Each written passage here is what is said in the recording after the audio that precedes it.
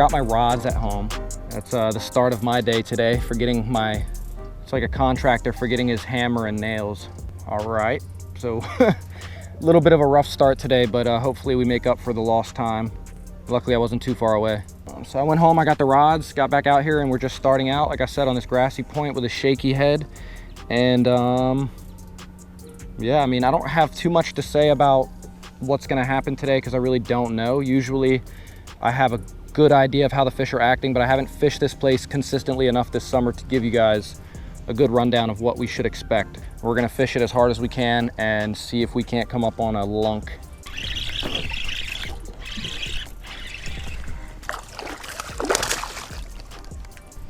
Drop shot.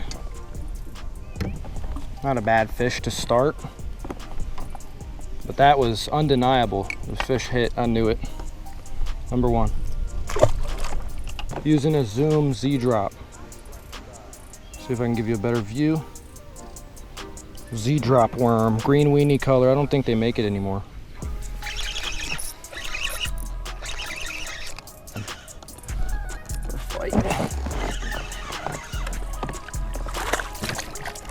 I'll tell you guys what's happened.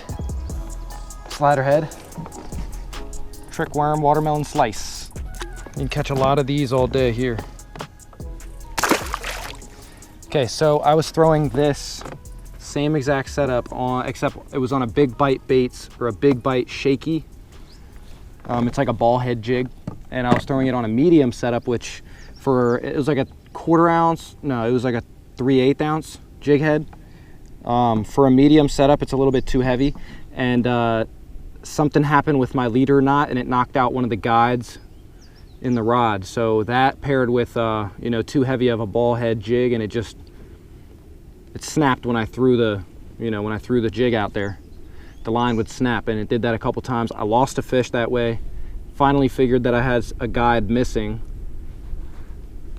So that rod is out of commission, but at least I figured out, you know, that they're eating something. I've switched up to the proper gear. Switched up my jig head as well, so it's a little bit sleeker to come through that grass. The ball head was getting stuck on a lot of those strands of hydrilla. So, you know, just tailor your approach and you'll do all right. Just got to pay attention to every little, you know, subtlety out here. So that's what I'm doing, and it paid off for our second keeper, barely.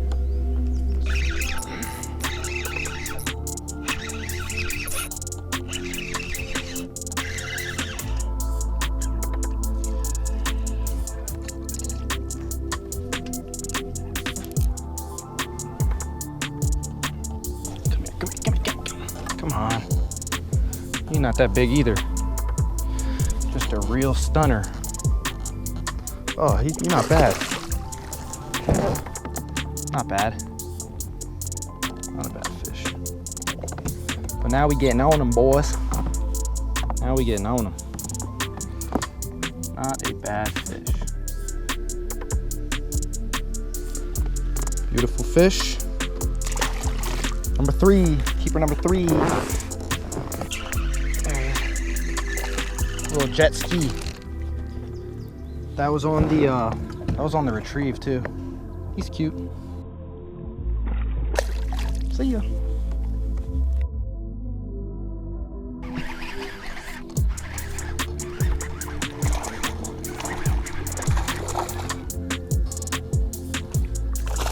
Oh.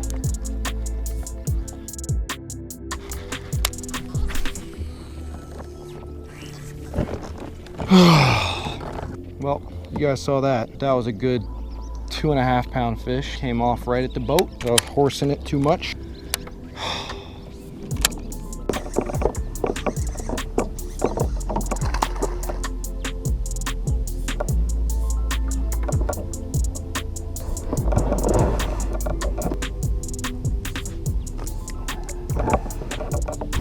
All right, there he is. Not a bad fish. Not a bad fish. All right, there you go.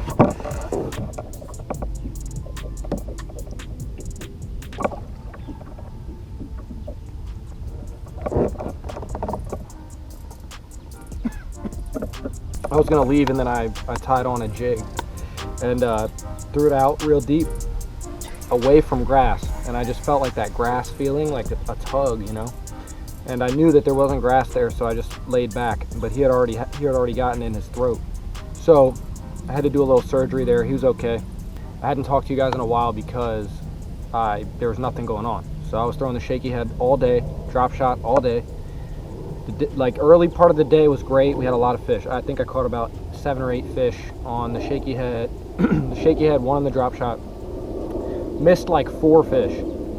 And then I switched up to that jig, got that fish. That might be the last one. If it is, you know, we did our thing, Warrior Gang. But if not, then you'll see another one hopefully. I'll probably spend like 15 more minutes here.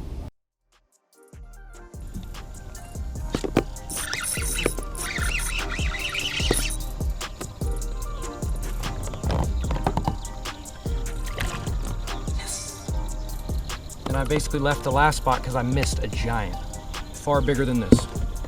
And my instincts kept saying, go to the other spot, let that one replenish and come back. And that's what I'm gonna do. And we were rewarded. Oh, just like that. Oh man, listen to your gut, man. That was crazy. That was all gut plays.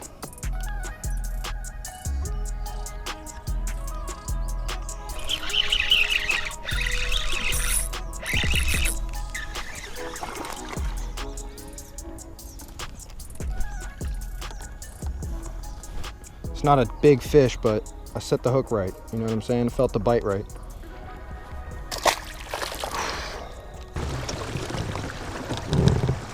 All right, we have arrived. The last joint. All right, so we are finally about to leave. It's almost 8:30 and they're gonna close the park here in a minute, but obviously I said earlier I was gonna leave, and then I ended up staying like an hour, almost 2 hours longer than I said I would. We went to another spot. I had like this gut feeling that I was going to maybe not make up for the lost fish over here, because that was a big fish. I didn't get to see it, but you know, I know it was big.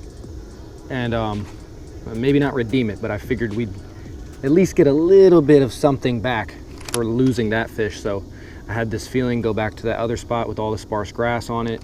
It's a much more rounded point. It's not as pronounced. The spot is spread out, and I fished an area of it that I haven't in the past, further out than ever, and that taught me something. So today was a good learning lesson for you know, make sure my leaders are perfect, make sure my knots are perfect, set the hook at a certain point after you feel pressure, because this grass will fool you. You'll either set it too late or too early.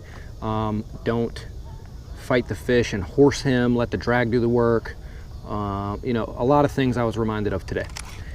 You are never too old to learn, and you're never too good or too experienced to not come out here and get your ass kicked. So I lost like 5 fish, caught about 13 or 14,